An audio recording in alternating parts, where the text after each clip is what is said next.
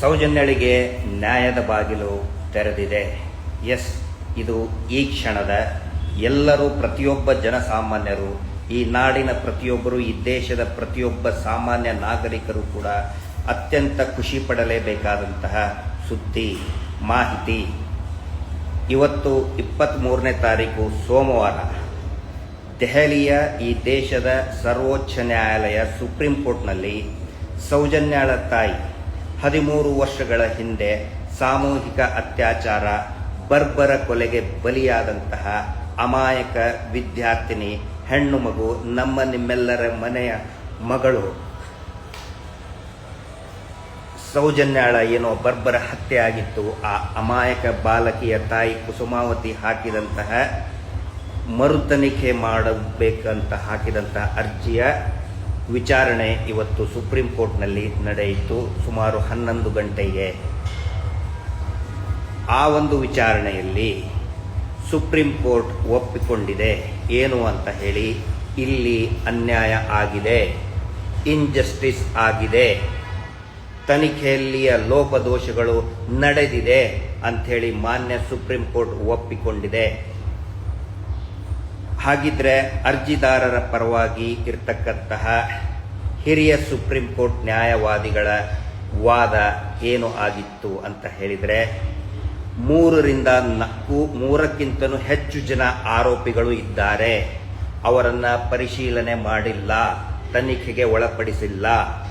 ಸೆಮಿನೈಲ್ ಅಂದ್ರೆ ಆ ಆರೋಪಿಗಳ ನಿಜವಾದ ಆರೋಪಿಗಳನ್ನು ವಿಚಾರಣೆ ಮಾಡಿಲ್ಲ ಮತ್ತು ಅವರ ವೀರ್ಯಾಣುಗಳ ಸೆಮಿನಲ್ ಸ್ಯಾಂಪಲ್ ಕಲೆಕ್ಟ್ ಮಾಡಿ ಅದನ್ನು ಪರಿಶೀಲನೆ ಮಾಡಿಲ್ಲ. ಆನಂತರ ತನಿಖಾಧಿಕಾರಿಗಳು ವೆಜನೈಲ್ ಸ್ವಾಬ್ ಅನ್ನು ಕೊಡುವಲ್ಲಿ ಡಿಲೇ ಮಾಡಿದ್ದಾರೆ, ಬೇಕು ಅಂತಲೇ ಡಿಲೇ ಮಾಡಿದ್ದಾರೆ. ತನಿಖೆಯಲ್ಲಿ ಸಾಕಷ್ಟು ಲ್ಯಾಪ್ಸಸ್ ಆಗಿದೆ, ಇಂಟೆನ್ಷನಲಿನೇ ಲ್ಯಾಪ್ಸಸ್ ಆಗಿದೆ. CC ಕ್ಯಾಮ್ರಾ ಫುಟೇಜ್ ಕೊಟ್ಟಿಲ್ಲ, ಯಾಕೆ ಕೊಟ್ಟಿಲ್ಲ? ಅದರ ಜೊತೆಗೆ ಒಬ್ಬ ವ್ಯಕ್ತಿ 200ಕ್ಕಿಂತಲೂ 100 ಶವಗಳನ್ನು ಹೂತು ಹಾಕಿದ್ದೇವೆ, ಮೋರ್ ದೆನ್ 250 ಡೆಡ್ ಬಾಡೀಸ್ ಹೂತು ಹಾಕಿದ್ದೇನೆ ಅನ್ನುವಂಥ ಪ್ರಕರಣವನ್ನು ರಾಜ್ಯ ಸರ್ಕಾರ SITಗೆ ಕೊಟ್ಟಿದೆ. SIT ತನಿಖೆ ಮಾಡ್ತಾ ಇದೆ. ಆ ಭಾಗದಲ್ಲಿಯ ಅನೇಕ ಅತ್ಯಾಚಾರ ಕೊಲೆಗಳ ಬಗ್ಗೆ ತನಿಖೆ ಮಾಡ್ತಾ ಇದೆ ಅಂತ ವಾದವನ್ನು ಮಂಡಿಸಿದರು. ಆ ವಾದಕ್ಕೆ ಮನ್ನಣೆಯನ್ನು ಕೊಟ್ಟು ನೋಟಿಸನ್ನು ಜಾರಿ ಮಾಡಬೇಕು ಅಂತ ಹೇಳಿ ಆದೇಶ ಮಾಡಿದೆ ಸುಪ್ರೀಂ ಕೋರ್ಟ್. ಈಗ ಗೊತ್ತಾಯ್ತಲ್ಲ ಯಾಕೆ ಮಹೇಶ್ ಶೆಟ್ಟಿ ತಿಮರೋಡಿ ಅವರನ್ನ ಪದೇ ಪದೇ ಗಡೀಪಾರು ಮಾಡಬೇಕು, ಪದೇ ಪದೇ ಕೇಸ್ ಹಾಕೋದು, ನಮ್ಮೆಲ್ಲ ಸೌಜನ್ಯ ಹೋರಾಟಗಾರನ ಟಾರ್ಗೆಟ್ ಮಾಡ್ತಾ ಇದ್ದಾರೆ, ಸುಳ್ಳು ಕೇಸ್ಗಳನ್ನು ಹಾಕ್ತಾ ಇದ್ದಾರೆ ಅಂತ ಈಗ ತಾನೇ ಗೊತ್ತಾಯ್ತಲ್ಲ. ಯಾಕೆ ಮಾಡ್ತಾ ಇದ್ದಾರೆ ಅಂತ ಹೇಳಿದರೆ, ನಿಜವಾದ ಅತ್ಯಾಚಾರಿಗಳಿಗೆ ಗೊತ್ತಿದೆ ಅದು ಅವರೇ ಮಾಡಿದ್ದು, ಅವರ ಕುಟುಂಬದವರೇ ಮಾಡಿದ್ದು. ಹೀಗಾಗಿ ಎಂಜಲು ತಿನ್ನುವಂತಹ ದೊಡ್ಡ ದೊಡ್ಡ ಮಾಧ್ಯಮಗಳಿಗೆ ಎಂಜಲು ತಿನ್ನಿಸಿ ನಮ್ಮನ್ನು ಟಾರ್ಗೆಟ್ ಮಾಡಿ ಹೋರಾಟವನ್ನು ಅಪಪ್ರಚಾರ ಮಾಡುವಂತಹ ಹೊಲಸು ಕೆಲಸಗಳನ್ನು ಮಾಡಿದರು. ಅವರೆಲ್ಲರೂ ಕೂಡ ಸತ್ಯವನ್ನು ಎದುರಿಸಲೇಬೇಕು.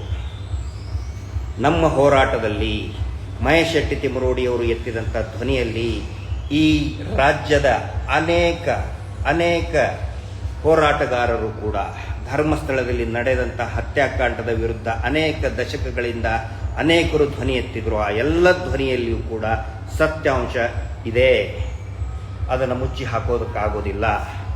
ಇವತ್ತು ನ್ಯಾಯದ ಬಾಗಿಲು ತೆರೆದಿದೆ. ಈ ಒಂದು ನಿರ್ಣಯದಲ್ಲಿ ಪರಿಶ್ರಮ ವಹಿಸಿದಂತಹ ಎಲ್ಲ ನ್ಯಾಯವಾದಿಗಳಿಗೂ ಕೂಡ ನಾನು ಅನಂತ ಧನ್ಯವಾದಗಳನ್ನು ಹೇಳ್ತೇನೆ. ಇದು ನ್ಯಾಯದ ಬಾಗಿಲು ತೆರೆದಿದೆ. ಇನ್ನು ಮುಂದೆ ಹೇಳ್ತಿದ್ರಲ್ಲ, ಏನೋ ಸಾಕ್ಷಿ ಇದ್ರೆ ಕೊಡಿ, ಏನು ಇವನಿಗೆ ತೋರಿಸ್ಬೇಕಾ, ಅತ್ಯಾಚಾರಿಗಳಿಗೆ ಸಾಕ್ಷಿ ತೋರಿಸ್ಬೇಕಾ? ಮೊಬೈಲ್ನಲ್ಲಿ ಸಾಕ್ಷಿ ಇದ್ರೆ ಕೊಟ್ಟುಬಿಡಿ, ತೋರಿಸಿ, ನಮಗೆ ಕೊಡಬೇಕಾ ಮೊಬೈಲ್ನಲ್ಲಿದ್ದು? ಇನ್ನೂ ಇದೆ, ತಿಳ್ಕೊಳ್ಳಿ, ನ್ಯಾಯ ಸಿಕ್ಕೇ ಸಿಗುತ್ತೆ. ಪ್ರತಿಯೊಬ್ಬ ಜನಸಾಮಾನ್ಯರಿಗೆ ನಾನು ವಿನಂತಿ ಮಾಡ್ಕೊಳ್ತಾ ಇದ್ದೇನೆ, ಇದು ನಮ್ಮ ನಿಮ್ಮೆಲ್ಲರ ಹೋರಾಟ. ಅತ್ಯಾಚಾರಿ VIPಗಳ ಪ್ರಭಾವಿಗಳ ವಿರುದ್ಧದಂಥ ಹೋರಾಟ. ಈ ದೇಶದಲ್ಲಿ, ಈ ರಾಜ್ಯದಲ್ಲಿ ಸೆಕ್ಷುವಲ್ ಅಫೆನ್ಸಸ್ ನಿಲ್ಲಬೇಕು. ನಮ್ಮ ಮಕ್ಕಳಿಗಿರಬಹುದು, ನಮ್ಮ ಮನೆಯ ಹೆಣ್ಣುಮಕ್ಕಳಿರಬೇಕು, ಅದು ನಿಲ್ಲಬೇಕು. ಧೈರ್ಯವಾಗಿ ಓಡಾಡಬೇಕು,